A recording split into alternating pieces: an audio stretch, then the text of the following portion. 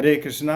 आज मैं आपको इस वीडियो के माध्यम से गीता जी में जो 13वां अध्याय है, जिसे कहते हैं क्षेत्र क्षेत्रज्ञ विभाग योग, यानी क्षेत्र क्या है, क्षेत्र क्या है। तो क्षेत्र तो हो गया, इंग्लिश में हम बोले अगर तो फील्ड, जैसे हमारा शरीर है ये क्षेत्र है, और इसके अंदर जो परमात्मा बैठे हुए हैं उन्हें हम कहेंगे क्षेत्रज्ञ, यानी नोअर ऑफ द फील्ड। तो इसके बारे में मैं आपको एक टीचिंग एड की सहायता से सरल भाषा में इसको समझाने जा रहा हूँ। तो जो श्री रामसुखदास जी महाराज ने अपनी जो पुस्तक है जीवन संगीत, उसमें एक दृष्टांत दिया है, ऊँटों का एक दृष्टांत दिया है, उसके बारे में आपको बताऊंगा।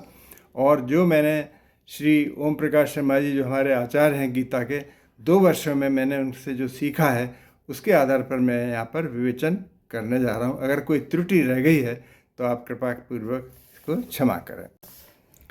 तो स्वामी जी महाराज ने यहाँ पर जो दृष्टांत दिया है 19 ऊँटों का, वो इस प्रकार है कि आत्मा सभी क्रियाओं का प्रकाशक और आधार होते हुए भी निर्लिप्त कैसे है, इस बात को यहाँ पर समझाया है।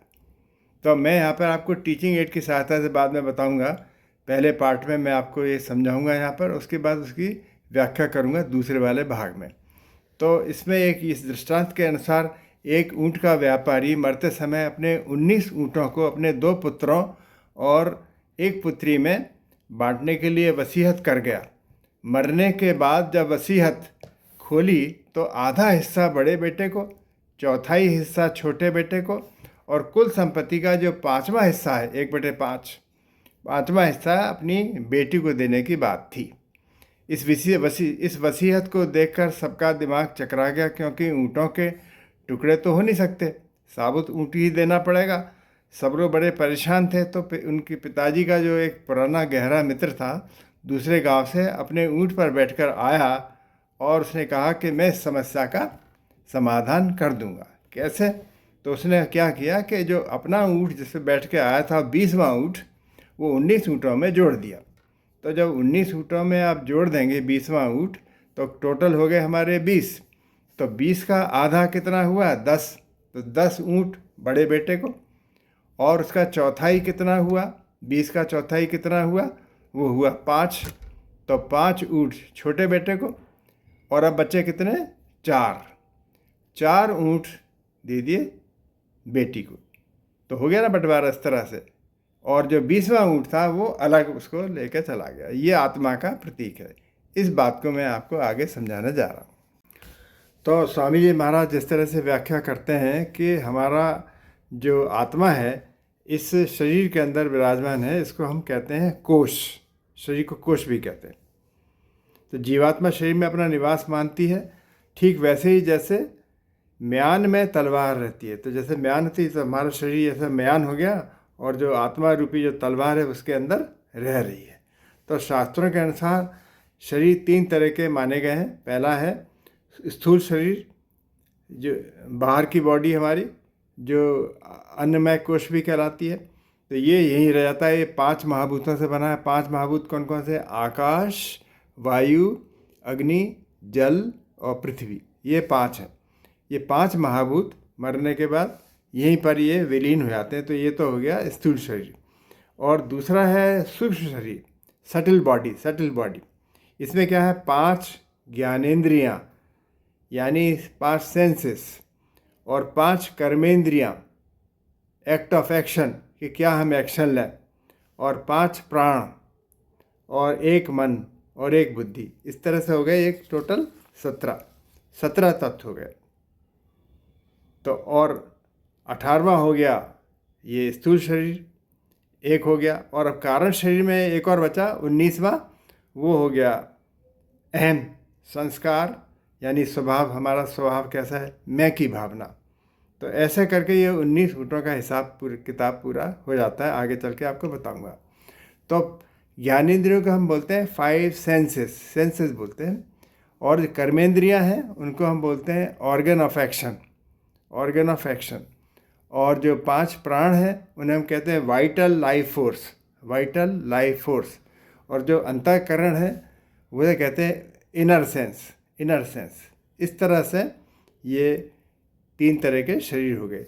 तो स्थूल शरीर तो यहीं पर रह जाता है, सूक्ष्म शरीर और कारण शरीर ये आत्मा के साथ ये परमात्मा से मिलन के लिए जाता है, या फिर अगले जन्म में जैसे हमने कर्म किए हैं अगले जन्म में किस रूप में पैदा होगा, कहाँ पैदा होगा, किस योनि में पैदा होगा, इसके ऊपर निर्धारित रहता है।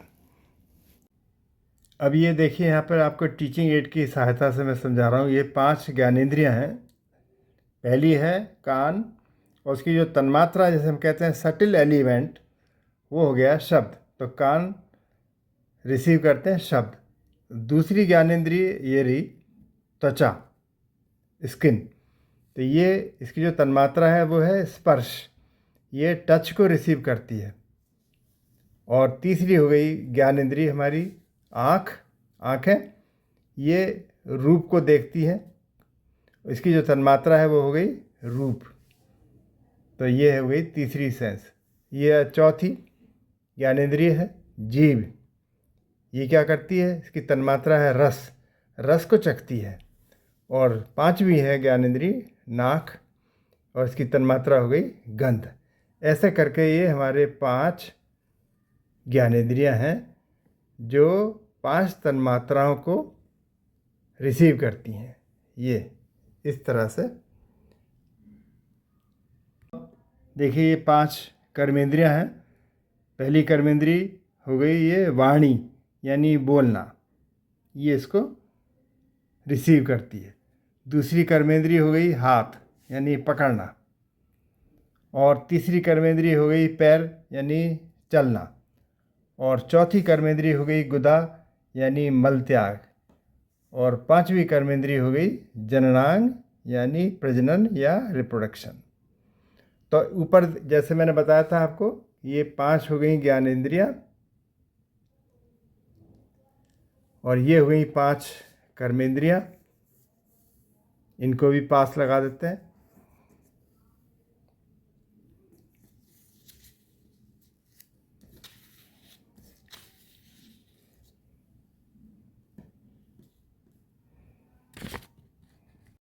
ये यहाँ पर 5 प्राण दिखा है ऊपर, प्राण, उदान, व्यान, समान, अपान।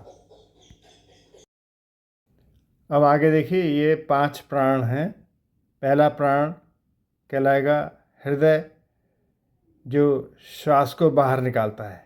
हृदय में विराजमान है ये प्राण, और श्वास को बाहर निकालता है। दूसरा प्राण है अपान, ये गुदा में रहता है और ये श्वास को भीतर ले जाता है। पहला वाला ये वाला श्वास को बाहर निकालता है प्राण। दूसरा प्राण जो है वो कहते हैं उसको अपान, ये गुदा में रहता है और श्वास भीतर ले जाता है। और तीसरा है प्राण समान, यानी ये नाभि में रहता है, और नाभि में जो भी कुछ यहाँ पर हमारा जो पेट है, जो भी कुछ पच के आया है, उस रस को पूरे शरीर में बांट देता है। और जो चौथा प्राण है उसे कहते हैं उदान, ये कंठ में रहता है, ये सूक्ष्म शरीर को बाहर निकालता है मरने के बाद। और जो पांचवा प्राण है वो है व्यान, ये पूरे शरीर के अंदर फैला हुआ है और शरीर को सिकोड़ना और फैलाना ये इसका कार्य है। अब आगे देखिए ये 4 हैं अंतःकरण, जिसे हम कहते हैं इनर सेंसेस बोलते हैं इनको। 4 अंतःकरण। पहला अंतःकरण है 16 नंबर पे ये मन, ये विचार, ये मस्तिष्क में रहता है। जो भी हम विचार करते हैं कैसा अच्छा बुरा, सारा इस अंतःकरण के द्वारा कंट्रोल होता है। और दूसरा अंतःकरण है बुद्धि, विवेक, डिस्क्रिमिनेशन, क्या सही है क्या गलत है इसका निर्णय लेती है, इसे हम कहते हैं बुद्धि। तो बुद्धि तो जड़ है और जो विवेक है वो चेतन है। तीसरा अंतःकरण कहलाता है अहंकार, मैं भाव। ये हमारे जो संस्कार हैं शरीर में वो सब इसी की वजह से पड़ते हैं, मैं और मेरा क्या स्वभाव है। और जो चौथा अंतःकरण है, यहाँ सफ़ेद रंग से मैंने दिखाया है यहाँ पर, ये हमारी है अंतरात्मा, मूल प्रकृति। तो ऐसे करके ये 4 अंतःकरण हो गए। अब इसको हम हटा देते हैं अभी, और हम अंतःकरण के बाद हमने ले लिया यहाँ पर स्थूल शरीर, ये 5 तत्वों से मिलकर बना है, आकाश, वायु, अग्नि, जल और पृथ्वी। तो ये पांचों तत्व यहीं रह जाते हैं। तो ये हो गया हमारा 19वां ऊँट। अब देखते हैं आगे कि यहाँ पर ये 19 ऊँट हैं और वसीयत के अनुसार इन 19 ऊँटों का बंटवारा करना है। तो 19 ऊँट का बंटवारा कैसे होगा? नहीं हो सकता, क्योंकि आधा ऊँट तो हम काट नहीं सकते। तो इसलिए इसे क्या किया, जो पड़ोस से गांव वाले जो आए थे, उन्होंने 20 ऊँट पे आए थे, तो उन्होंने 20वां ऊँट यहाँ पर इसमें 19 के साथ लगा दिया। अब 20 हो गए ऊँट, 20 ऊँट हो गए। 20 का बंटवारा वसीयत के हिसाब से आराम से हो जाएगा। अब जैसे कि 20 का आधा कितना हुआ? 10, यानी ये पहली 2 लाइनें। तो 10 ऊँट दे दिए बड़े बेटे को। 10 ऊँट क्या है? 5 ज्ञानेंद्रियाँ और 5 कर्मेंद्रियाँ, यानी ज्ञानेंद्रियाँ और कर्मेंद्रियाँ इस तरह से मान लिए। तो ये बड़े बेटे को दे दी आधा, और बाकी के जो 5 हैं ये वाले ऊँट, यानी चौथाई, पांचों प्राण, ये पांचों प्राण, ये चौथाई, पूरे ऊँटों का चौथाई भाग ये दे दिया छोटे बेटे को। अब बाकी ऊँट कितने बचे हमारे? ये इनमें से ये 4 ऊँट दे दिए लड़की को, 1/5, 5 चौक 20 हो गए ना, 1/5 दे दिए, ये 4 ऊँट दे दिए छोटी बेटी को। ये जो 20वां ऊँट था ये वापस लेकर चले गए। 20वां ऊँट क्या है? ये अंतरात्मा का प्रतीक है, यानी आत्मा अपना काम कर गई और निर्लिप्त रही, यही इसका कारण थी, और निर्लिप्त रही, ये इसको लेकर वो चला गया। तो इस तरह से हमने 19 ऊँटों का बंटवारा कर दिया। तो इस आख्यान से हमें ये सीख मिलती है कि आत्मा जो है निर्लिप्त है, शरीर में रहते हुए भी निर्लिप्त है।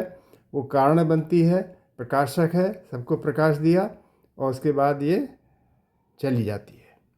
अब अंत में देखिए, इस तरह से ये 5 ज्ञानेंद्रियाँ, 5 कर्मेंद्रियाँ, ये 5 प्राण, ये और 3 अंतःकरण, ये सारे के सारे कितने हो गए? ये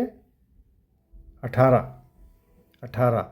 और स्थूल शरीर तो यहीं पर रह जाता है, स्थूल शरीर यहीं रहता है। ये 18 के 18 तत्व, ये जो मैं दिखा रहा हूँ यहाँ पर, ये 18 के 18 तत्व। ये देखिए अंतरात्मा जो थी, मूल प्रकृति, वो हमेशा सर्वव्यापक है, वो हमेशा रहती है। ये 18 तत्व जो है अगली योनि में जाते हैं। अब ये देखिए, मैं यहाँ पे सिकोड़ रहा हूँ उनको, सारे के सारे, ये देखिए किस तरह गए। ये देखिए एक दूसरे से इस तरह से ये सारे के सारे सिमट के, ये देखिए ये ऐसे करके ये सारे तत्व ये अगली योनि में जाते हैं। ये हमारा कोरा लिफाफा एक रखा हुआ है यहाँ, इसके अंदर हमने इसके अंदर डाल दिया ये और ये कर दिया हमने बंद। अब देखिए इसके ये जीवात्मा, इसमें क्या है लिफाफे में? सूक्ष्म शरीर जो 17 तत्व थे वो बताया मैंने, कारण शरीर, एक अहंकार बताया, ऐसे 18 ऊँट रूपी तत्व, ये अंगूठा रूपी जीवात्मा इस तरह से ये भगवान के पास चले जाते हैं, परब्रह्म में लीन हो जाते हैं, या फिर अगली योनि में निर्धारित किया जाता है भगवान के द्वारा कि कैसे हमने काम किए, अच्छे काम किए, बुरे काम किए, जो भी कुछ है। इस तरह ये पूरा का पूरा हमारा चिट्ठा ये इस तरह से ये परमात्मा में लीन हो जाता है। हरे कृष्णा।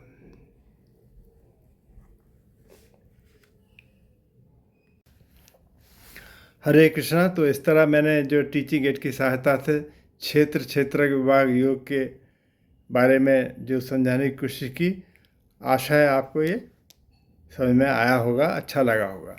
तो इस तरह हमने क्या देखा कि जो स्थूल शरीर है वो तो मरने के बाद यहीं पर रह जाता है, और 5 तत्वों में विलीन हो जाता है और जाते क्या हैं आत्मा के साथ, क्या जाते हैं, शुभ शरीर और कारण शरीर। तो शुभ शरीर में फिर से दोबारा बता रहा हूँ, 5 ज्ञानेंद्रियाँ हो गई और 5 कर्मेंद्रियाँ हो गई और 5 प्राण हो गए 15 और 3 हो गए हमारे अंतःकरण।